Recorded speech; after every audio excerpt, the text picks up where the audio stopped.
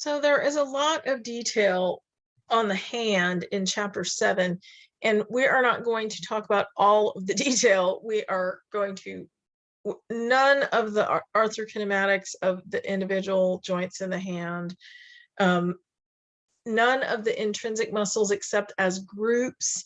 So we're going to hit the high points in the hand, and then we're going to move on. So don't get bogged down in all the extra information that there is in the book. So I want you to be able to identify the joint types and the motions available at each joint. They're pretty easy because all of the interphalangeal joints are hinge joints. They're pretty straightforward. So we'll just go through those. Bony landmarks, of course, and those are easy too because it's just like metacarpals and phalanges. So easy. The point of reference for the motions of ab and adduction in the hand, I will talk about that. And the difference, what's different about thumb movements between movements in the other digits and which movements combine to create opposition. So we'll talk about all of those. So the metacarpals are 1 through 5, beginning on the radial side with the thumb metacarpal. The first metacarpal is the shortest and thickest. Just like the metatarsals in the foot, the first metatarsal is the shortest and thickest. The second metacarpal is usually the longest, and the remaining 3, the bone lengths decrease from radial to ulnar, so from lateral to medial. So when we're talking about the hand, the radial side, the thumb side, is lateral, and the pinky side, the ulnar side, is medial because our point of reference is anatomical position. Okay, it can be confusing because the hand is moving all over the place, but the thumb side's the lateral side, and the pinky side's the medial side. Thumb side's the radial side, pinky side's the ulnar side. That's how it goes. So with the hand in anatomical position, the thumb's metacarpal is rotated almost 90 degrees medially relative to the other digits. So the 2nd through 5th metacarpals are kind of side by side with their palmar surface facing anteriorly, and the thumb is just a little bit rotated. And that's because the thumb is special. The thumb has special function for gripping. So the terminology describing the surfaces of the carpal bones and finger bones, except the thumb, is standard. So the palmar surface faces anteriorly, the radial surface faces laterally, the ulnar surface faces medially, and the dorsal surface faces posteriorly. The dorsal surface of the thumb, however, faces laterally, just to make it confusing, because the thumb is rotated 90 degrees from the other metacarpals. The thumb palmar surface faces medially, the thumb radial surface faces anteriorly, and the ulnar surface faces posteriorly. So if you just take the thumb like it were a square or like a 2x4 and rotate it 90 degrees, so it's a little bit different. The thumb is weird and different. There's always got to be a weirdo in the group, right? And the thumb is the weirdo in the group of fingers. The hand, not unlike the foot, has 14 phalanges. The phalanges within each finger are referred to as proximal, middle, and distal. The thumb only has proximal and distal because it only has 2. Except for the differences in sizes, all of the phalanges within a particular digit have similar morphology. So they have the base proximally and the head distally, very similar.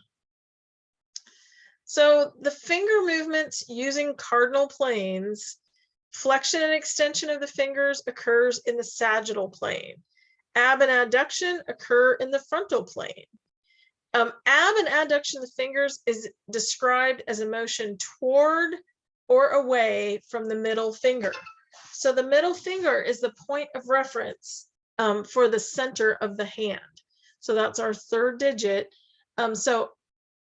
Abduction is movement away from the middle finger, and adduction is movement towards the middle finger.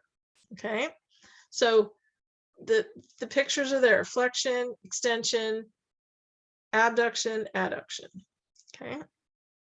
With the thumb, flexion is the movement of the palmar surface in the frontal plane across and parallel with the palm. So that's picture E here.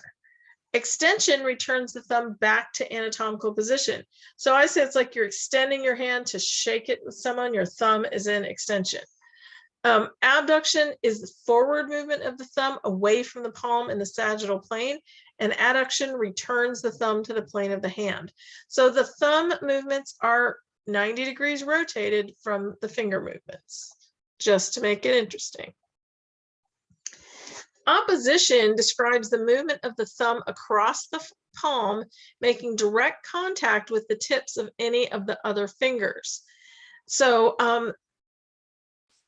the opposition, there are some thumb muscles like the opponens pollicis. Pollicis is the thumb, Latin word for thumb. It's the muscle that does opposition.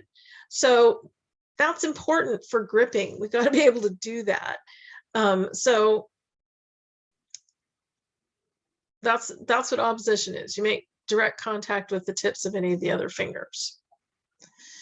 So the carpometacarpal joints form an articulation between the distal row of carpal bones and the bases of the metacarpal bones. So carpometacarpal.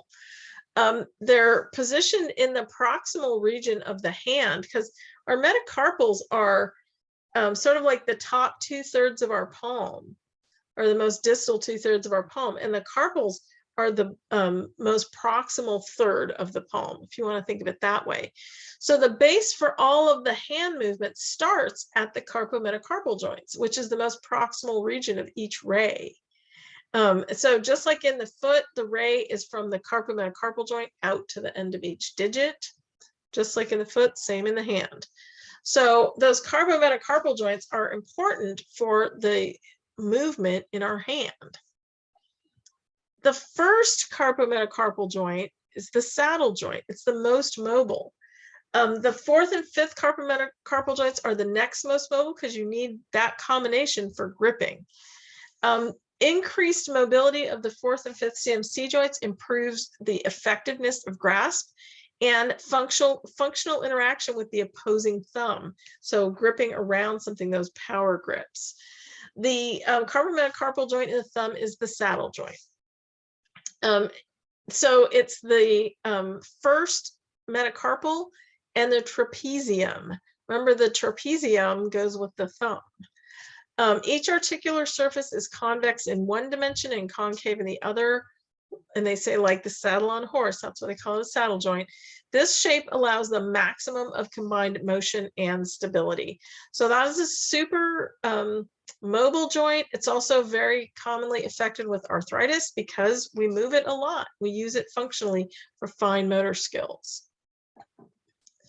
So it's the base of the first ray between the metacarpal and the trapezium, the first metacarpal and the trapezium. It's the most complex of all the carpometacarpal joints.